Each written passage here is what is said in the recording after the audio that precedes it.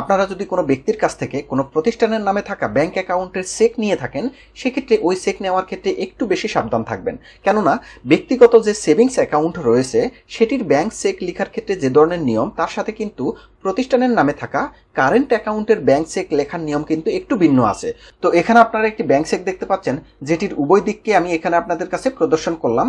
তো এক্ষেত্রে প্রথমে আপনাদেরকে কিন্তু একটি বিষয় নিশ্চিত হতে হবে, যে ব্যক্তি আপনাকে এই ব্যাংক চেকটি দিচ্ছে আপনি কিভাবে নিশ্চিত হবেন সেটি কোনো প্রতিষ্ঠানের নামে থাকা ব্যাংক অ্যাকাউন্টের চেক কিনা। এটি নিশ্চিত হওয়ার জন্য আপনাকে যে কাজটি করতে হবে, আপনাকে চেকটি হাতে নিয়ে একেবারে চেকটির বাঁ দিকের নিচের দিকে দেখবেন যে চেকটি কার নামে, অর্থাৎ এখানে দেখতে পাচ্ছেন এই চেকটি হচ্ছে ইসরাত এন্টারপ্রাইজের নামে। আর কোনো যদি ব্যক্তির নামের এই ব্যাংক অ্যাকাউন্টটি হতো, সেক্ষেত্রে অবশ্যই ব্যক্তির নামটি এখানে টাইপ করা থাকতো। যেহেতু এটি ইসরাত এন্টারপ্রাইজ নাম লেখা আছে, তাহলে আমাকে অবশ্যই বুঝতে হবে এটি একটি প্রতিষ্ঠানের চেক। একই সাথে ওই প্রতিষ্ঠানের ব্যাংক অ্যাকাউন্টের নম্বরটি এখানে আপনারা দেখতে পাচ্ছেন। তো এটি দেখে কিন্তু আপনি কনফার্ম হবেন যে এটি একটি প্রতিষ্ঠানের নামে থাকা ব্যাংক অ্যাকাউন্টের চেক। তো তাহলে প্রতিষ্ঠানের নামে থাকা ব্যাংক অ্যাকাউন্ট চেক নেওয়ার ক্ষেত্রে কি বিষয়ে সাবধান থাকবেন?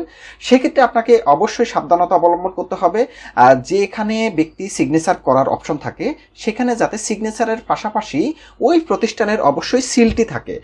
আমি আবারও বলছি, যেখানে সিগনেচারের অপশন থাকে, অর্থাৎ চেকের যে মূল পাতাটি থাকে সেখানকার যেখানে সিগনেচারের অপশন থাকে, এখানে সিগনেচারের পাশাপাশি অবশ্যই যে ব্যক্তি এই প্রতিষ্ঠানের মালিক তার যেন অবশ্যই সিল থাকে।